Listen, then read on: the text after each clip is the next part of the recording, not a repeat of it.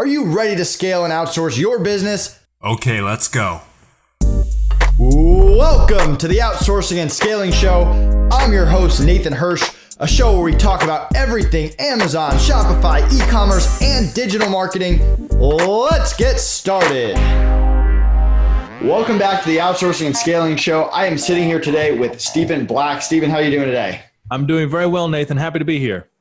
Awesome. I'm excited to talk to you. I know you and I have rescheduled a few times on each other. We're both super busy. For those of you that don't know, Stephen has been a marketer for more than 10 years. He's a serial entrepreneur who has owned several businesses and has built a number of brands, both on and off Amazon.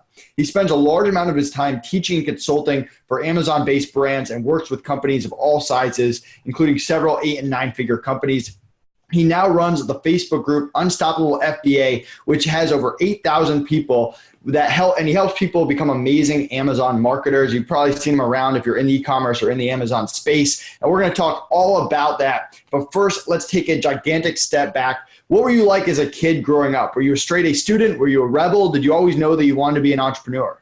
No, I had no idea what I wanted to do. It's a wonderful question, by the way. So as a kid, I was very much the type that I was interested in what I was interested in, and I wasn't worried about what friends I had to pursue that interest. It's just if I was interested in something, I was going to go to the bottom of the rabbit hole until I was just done with it myself. And if I lost friends or if I won friends doing that, I just did that.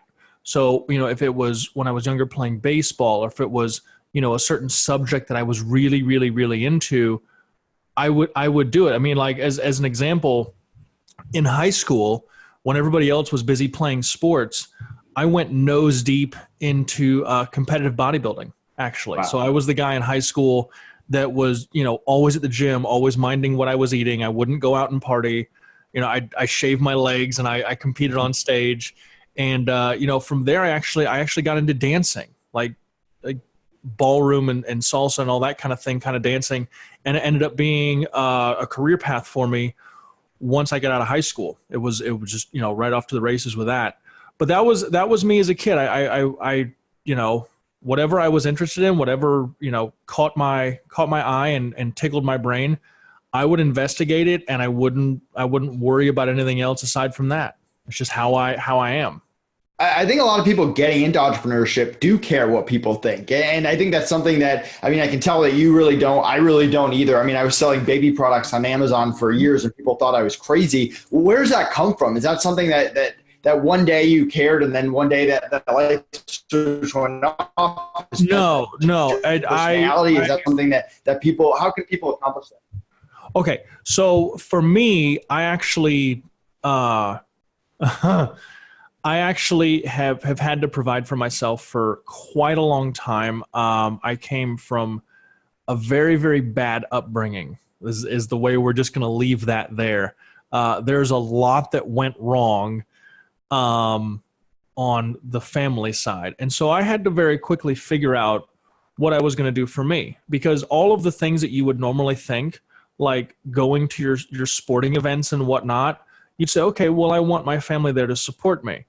Well, what if you grow up and you don't have a lot of that? You Right. get pretty used to saying, well, I'm just going to do it for me. And when you get in business, or, when you get a little older and you start having a family, like I had kids in my early 20s.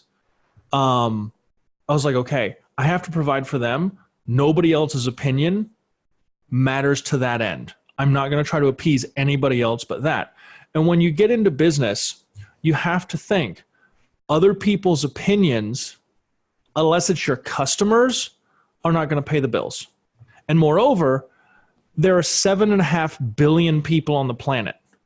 That means 1% of those is 75 million people. Okay? You have to meet a new person every 30 seconds, 24 hours a day for 75 years to meet 1% of Earth's population. So if you piss a few people off, guess what? Chances are you're pretty strong to be able to recover. So do you stay true to your message, stay true to your gut, take your customers' input and make them part of the process and improving your processes or customer service or even your product. But that, as far as that goes, is all the people that you need to worry about.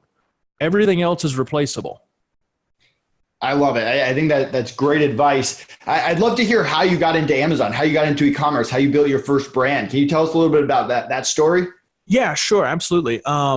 So I had, like as I mentioned earlier, I got into dancing when I was younger. Anything you can do attached to to another human being is what I know how to do. And I did it for a long, long time, years and years and years, almost 20 years. And I traveled all over the world doing it, teaching people how to dance and, dancing myself. I owned a couple of studios.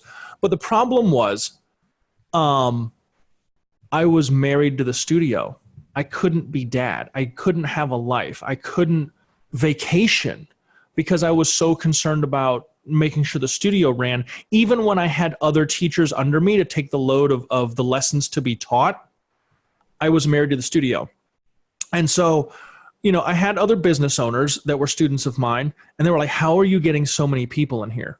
Because, going out and like actual dancing is not something that people think about. So it's a very small market. But I had like 150, 160 people in my place every Friday night just for a party. I was shutting down the parking lot, right? So I said, okay, I got to figure out a way out. And I started with some of those business owners and I started getting leads for them. They're like, okay, well, if you can get us leads, we'll come and take more lessons and we'll circle it all back through. And I was like, okay, fine. So I started getting them more leads, and then I had an opportunity to get out. And so I shuttered it. And by that time I had a few websites up. I was running things on Shopify and all of that kind of thing.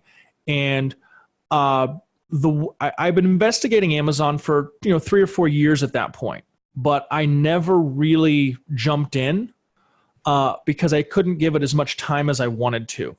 And so by that time, I had already built businesses and been a marketer for about a decade before I got to Amazon. And so I decided, okay, I understand the process of really looking at the audience first and coming up with a product from that unmet demand, right? And I said, okay, so Amazon is just going to be one of my cashiers now. She's just a distribution point. So what I did is I started with all of my winners that were my clear standouts that I was constantly having to reorder for my Shopify stores. I said, let's send that up to Amazon first. And that's where I took it. So I actually have a testing process in place because I run websites along all of my Amazon brands. And when something stands out, now I know to send it to Amazon. The other thing is, most people that talk about getting to Amazon private label, they say, okay, you're going to go to this tool, you're going to put in these filters, something's going to spit out some product, you look for an opportunity. I completely disagree with everything. People say, what's your favorite tool for product research? I said, none of the ones you know. Because if I'm looking for a pocket of unmet demand to be able to bring a product to market, if I'm looking for something that's already selling well, there's a demand already being met. If I want unmet demand, I have to go and do some social listening and say, okay, here's something that people are looking for, a variation of some variety, but nobody's made it yet. That means the sales numbers to show aren't there yet because nobody's brought it to market.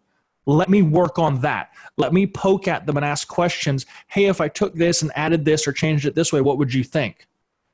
And you can do all that before you spend money. And so that's how I've developed all the products that I have. Said, oh, okay, you want it this way instead. Cool, got it, next. I just rinse and repeat. And that way I have a system that I test products against versus trying to get into a product and figure out how to sell it afterward. Much, much easier the first way. I love it. And through this, and you built lots of brands, were you doing a lot of it yourself? Were you hiring people? Did you ever have an office? Was it all remote? So far, everything has been remote. Everything has been remote. I love being able to bring in people.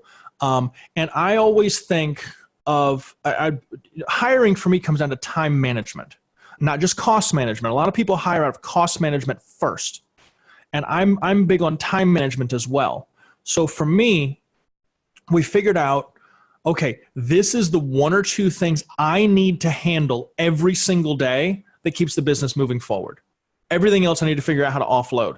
So the first thing we do is the repetitive, lower skill things How can I offload those?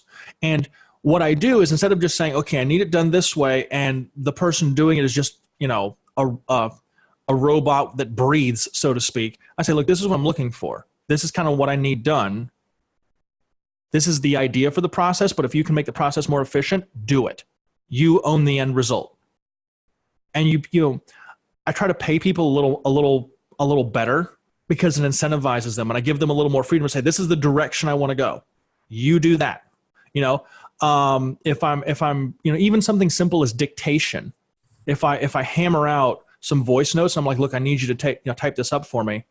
Whatever the process is on their end, whatever their workflow is, as long as they get it done, if they feel like they have control over it and they're appreciated for it, I don't want to decide for them how they work. Let them do that part. That's what I hired them for. So I don't have to think about it. And so that starts lower cost and repetitive skills, frees up my time to grow the business. Then you say, okay, who are going to be my specialists? Like for me, I'm a writer. Graphic design is not my thing. So I hired out a specialist and said, look, I'm going to pay you well because I need you to be smarter at this than I am. I need you to own that whole thing. I just say, I need something like this, and I need this many of them for this reason. You do that. And as long as the result comes back well, rock and roll. You own it. That's your deal. So I make people own the results. If it's bad, we got to talk about it. Maybe it's something I communicated. Maybe their process is inefficient. And I make them keep track of how they're spending their time on the project, because maybe they don't realize themselves that they could make it more efficient. So even when I delegate a task, I ask somebody, can you trim this down a little bit and make it better? That's what I'm hiring your expertise out for. And it's always been an easy thing to find when you give people that kind of freedom to put their brain to work. I love it. I think that's great advice. Is there a certain type of person that you look for? What do you look for when you're hiring people? I look for people that are attentive. I don't like hiring people that will say anything just to get the task done. So like you'll find attention questions on a hiring app, like with your questionnaire. Like you might sneak a question in there that's not a question. You say, at the end of this, I want you to tell me that you like pineapple on pizza. Yep. Just to make sure you're paying attention. And if they don't, then you have to question everything else. Are you really just saying this because you need money? Or are you saying this because you're genuinely interested in the job?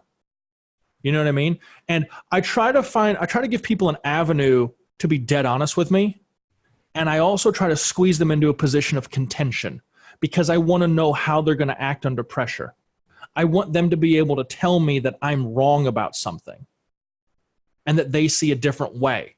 Even if we don't see eye to eye, I want them to be able to say, you know what? That's not my experience. I think it should be this way, and this is why. Aha. Because if we can talk about the hard stuff and figure it out, bingo. Because that's going to come up. The easy stuff, you can find anybody to work with. The hard stuff, let me squeeze you a little bit and say, okay, what if I needed it yesterday? What if I'm freaking out? How are you going to, make sure, look, you had a family emergency. How are we going to figure that out? Yeah. So that's how I try to figure people out like that. Yeah, I think that's great. Avoiding people that are just yes men or yes women. I mean, my team leader, Jane, if she has a problem and I'm like, hey, let's do this, I want her to say, hey, you know what? Have you thought about this way? Or I think this way is a little bit better, and why? And so we can actually have a conversation and figure it out, rather than I'm just doing this because Nate said so. Yeah. I agree completely. I think there's a lot of people that are in a position where they will do any task that you give them, and they can do it well, but they'll do anything as long as they get paid for it. I don't want those people. I don't want those people. Like my graphic designer that I mentioned, if she catches me doing anything graphic related, she will jump down my throat. So why aren't you typing something? Why aren't you writing? Why aren't you reading something to be creative? Stop doing my job for me. What are you procrastinating about? I'm like, oh, fine. You're right. You're right.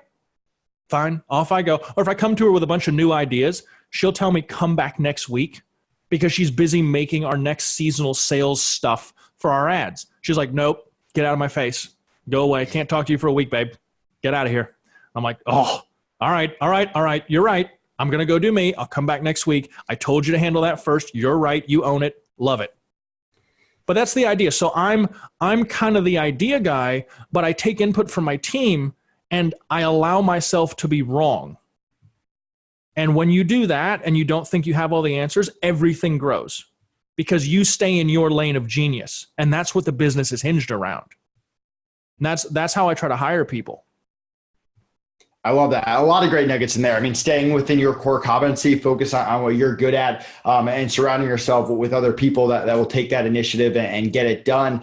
Can you take us behind the scenes of one of your brands? What does that structure look like? How many people? Or do you have people managing other people? What different skill sets do you have? Just a basic structure to give the audience. Sure. Okay. So I know, first you got to understand the model. So my model is a little bit different than everybody else. My model hinges around repeat business. I set everything up that way. So I use Facebook groups, I use forums, I use social channels to make sure I can repeatedly touch people. So making content to regularly feed people and me touching people as the front man for a brand is the main role. So we got to clear my plate so nothing gets in the way of that, right? Okay, cool. I'm a writer, guys. So I'm going to get up at 4 a.m. I'm going to write every day. I love doing it. I would do it if I had no money. I would do it if I had every dollar in the world. I just love it. It's just what I do, right? I love writing. I love talking to people. I'm not a Photoshop guy. I can do it, not my deal. So what I'll do is I'll plan with my team and I'll say, okay, guys, here's the season coming up. We need to figure out a sale for this, a sale for this, a sale for this. I got to make a content calendar for that. I'm going to have you handle the graphics. I have my personal assistant handle my scheduling. I'm like, okay, cool. I'm going to go and I'm going to sit and I'm going to figure out content. But everything else I can offload. If I can have somebody, if I'm really, really stuck and I have to go be dad somewhere, I have a few people I can say, look, I need you to drop what you're doing. I need you to just type this out for me real quick. And I'll edit it back later and I'll add stuff to it.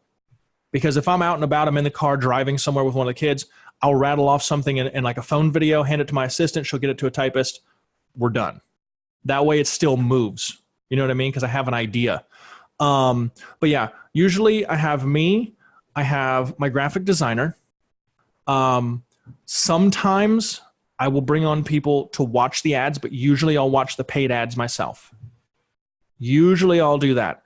Now, the other thing we need to talk about, most people think hiring is just hiring people. I use a lot of software. So for me, I use a program called Supermetrics that brings all of my information to a Google Data Studio dashboard. So I know what my Amazon brands are doing, and I know what my Shopify stores are doing. I know what my time management is doing. I know, all the stuff I keep track of in Google Sheets. I don't actually have to do that. That's not somebody that has to keep track of that. That's a program that I pay for $25 a month that will say, okay, we'll take all this data, all that reporting, and we'll put it on a dashboard for you so you can check the real health of all the orders and all the stores. Because that's really what I want to do. Okay, cool. Instead of spending 10 hours a week managing things, I spend an hour a day. It's very easy. I say, okay, what happened yesterday? And my personal assistant will say, here's the problems, because I have a separate email for that. Cool. I handle those. So, when it all really gets moving, I have 8 brands that I'm in charge of, which is a lot to keep track of. But if I include all of the outsourcing, like sometimes I'll outsource copy, sometimes my graphic designer gets swamped and I have to outsource graphic designing. When it all starts really moving, all of the assistants, all of the remote people, all of the outsourcing specialists, we get up to where we're like 35, 36 people to keep it all moving the right way.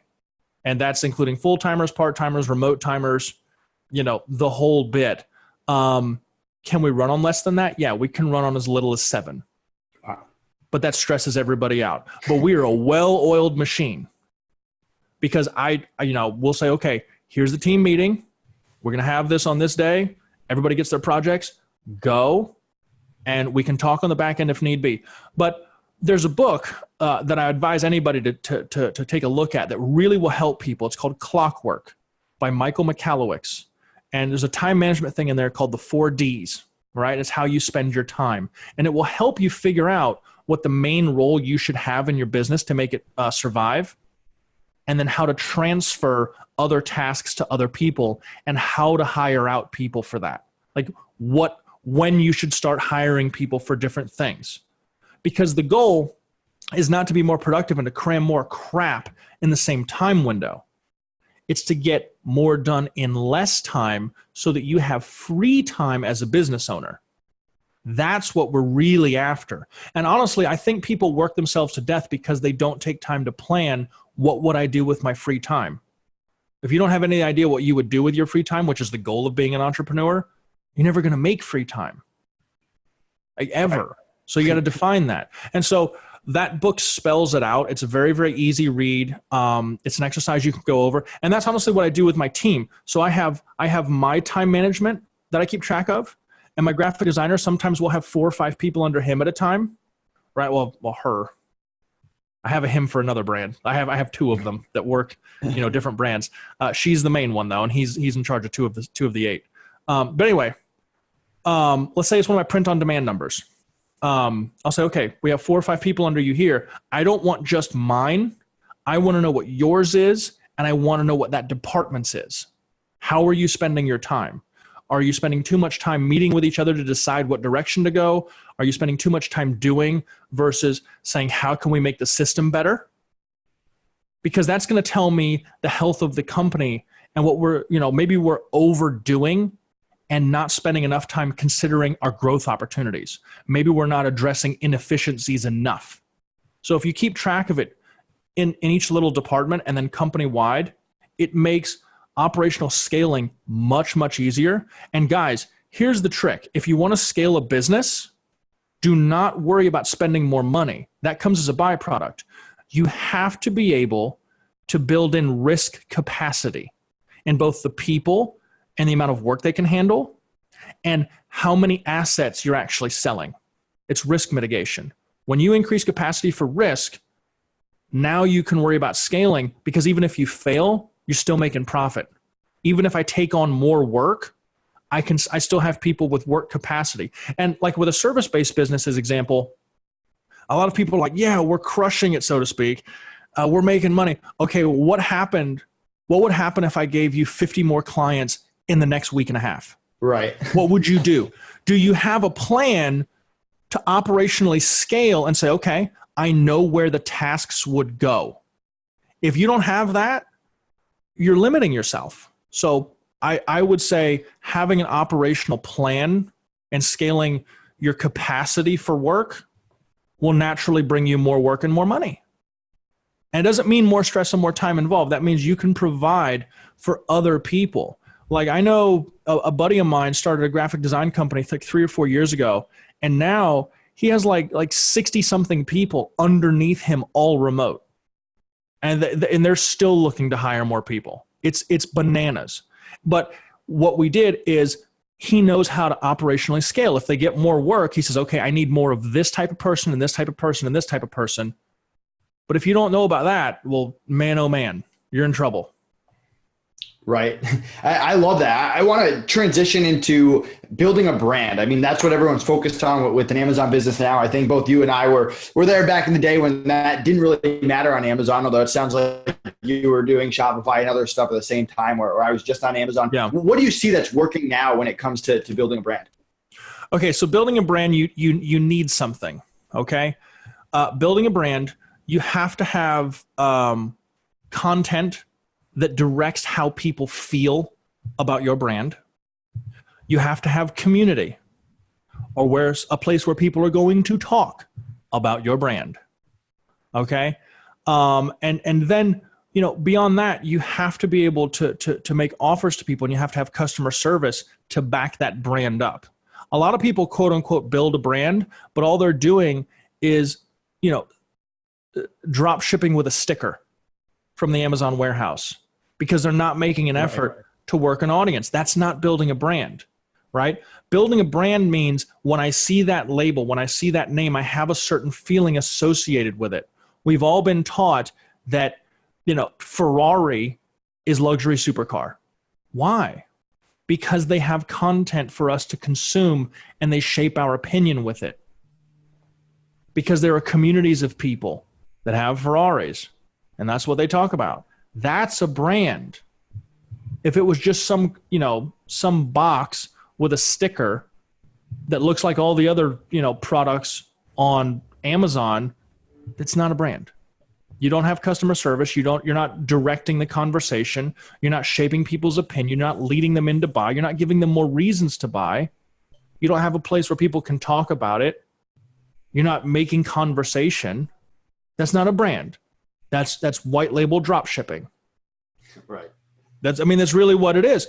So for me, what I have noticed in quote unquote building a brand, if you really want to build a brand, the monsters of brand building, they all have an audience. You start with the audience. You are going to build a list. And the reason that I beat on that is most Amazon sellers are so desperate to quit their 9-to-5 job. They don't care who buys as long as they can get the person from 0 purchases to 1. A brand does everything they can to avoid that. I mean, you have to do that, but their focus is to get the person from 1 to 2 to 3 to 4 purchases. Because guys, the money you've already taken in is the easiest money to make again. I promise you, if you improve your customer retention rate by 5%, you can increase your revenue by 90. It's that easy. But you have to give them a reason to talk to you. You have to give them a place to talk to you. That's brand building. The brand is only as good as people's sentiment about the brand. Well, if you don't know what people's sentiment is, and if you can't keep track of that, and if you can't shape that should it go sideways, do you really have a brand? That's the idea. So brand is a buzzword for me as far as the Amazon space goes, because very few people actually have a brand. Look at their off-Amazon presence. Look at what they're creating. Look at how they're driving the conversation. Your category dominators are not just white label drop shippers. And a lot of them, Amazon is just a singular channel. That's what it is. Like I have a friend of mine, and he's in the teeth whitening space. They do $100 million a year. The company's only 4 or 5 years old. Wow. Amazon is one of their channels. They have more traffic on their website than Crest. That's a brand. That they're moving, but they do so much to drive the conversation. And how did he do it? Is he an expert? Is he some orthodontist, mega dentist guy? No, he just went deep. He figured out what it was. If you're going to sell something and you really want to make a brand, you got to go deep on the topic. Become an expert. Doesn't mean you have to go to college again. Just read as much as you can and start by being everybody's favorite newscaster. Bring them other people's articles. Say, hey, have you guys seen this? What do you think about this? These are my thoughts on it. All you're doing is just giving people something to talk about other than the sports scores from the weekend. If you do that, they will like you. And when you make a suggestion, they will buy from you. It's pretty straightforward. That's how you work a brand. I love that. That's such a good tip to quickly get it in. As we're wrapping up here, any last marketing or Amazon tips, things that you think that are working today? Things that I think are working today. There's a lot that works today that has always worked, but a lot of people don't pay enough attention to. I would say something that's very low level that people can do immediately. Guys, spend some time off of Amazon learning how to do keyword research like somebody that does SEO work. Nice. If you can do keyword research and understand broad phrase and exact and long tails and how long tails have more buying intent, like a search engine optimization specialist would, and it's not hard, guys. It's free information on Google and YouTube and Facebook. That will drastically improve your PPC efforts. That will drastically improve your listings. Because think about it. If somebody's searching for men's sunglasses, okay, cool. Okay, you're page 1 for men's sunglasses. It's 40,000 searches a month. Nobody cares because they're not buying on that. But if I get men's bamboo sunglasses, aha, I've had a descriptor. I know what I'm looking for. I want to buy something specific. Maybe it's lower volume, but it's also much lower competition. If you start understanding how those keywords work, your costs will go through the floor. They'll drop right out. That's next to nothing because nobody's bidding on those lower volume, higher buying intent keywords. That's the idea. Like people run their exact match campaigns and whatnot. I'm not going to put something in exact match unless it's four words long in the phrase. I get out of my face with that because it's higher buying intent. I'm going to pay more for it, so I want it to convert higher. So guys, low level tip, super, super gold. If you can start learning to do your keyword research like someone does for search engine optimization, you will start absolutely tearing people apart on Amazon because you're making it easier for them to understand what it is they're buying. That's the easiest tip there. Stephen, this has been great. Where can people find out more about you, and what are you most excited about for the rest of the year? So people can find me if you go on Facebook, look up Unstoppable FBA. Just like Nathan mentioned in the beginning of the podcast, I have a website of the same name, Unstoppable FBA. You can also look me up on Facebook. It's Stephen Black. I have a personal profile and a public profile where I put all my thoughts. If you need me, you can get me in either the group or you can message me through the website or on one of those pages, and I'll certainly respond. And if you have any other questions, let Nathan know, and surely he'll get them to me. As far as the rest of the year goes, I have a very big honor. I've been invited to speak at Affiliate World Asia in Bangkok in Thailand in December, which is like 3,000 people. And that's December 4th and 5th. And then I'm also speaking at the Seller World Conference on December 6th in Bangkok, which is probably 400 or 500 Amazon sellers over there. Howard Tai is going to be there and a few other big names. But yeah, I get to share the stage with them, and just looking forward to helping more people. That's just what I like to do. Guys, check out Stephen Black. He is one of the people to follow in the Amazon and e-commerce and the marketing space. Definitely check him out on Facebook. I know I see him there all the time. And yeah, I really, really appreciate you taking the time. I know you're super busy, and have a great weekend. You too, Nathan. Thank you so much. Hey everyone, thank you so much for watching. Did you enjoy this content? If so, click like, leave us a comment, and subscribe to our channel so we can continue bringing you great content all about hiring.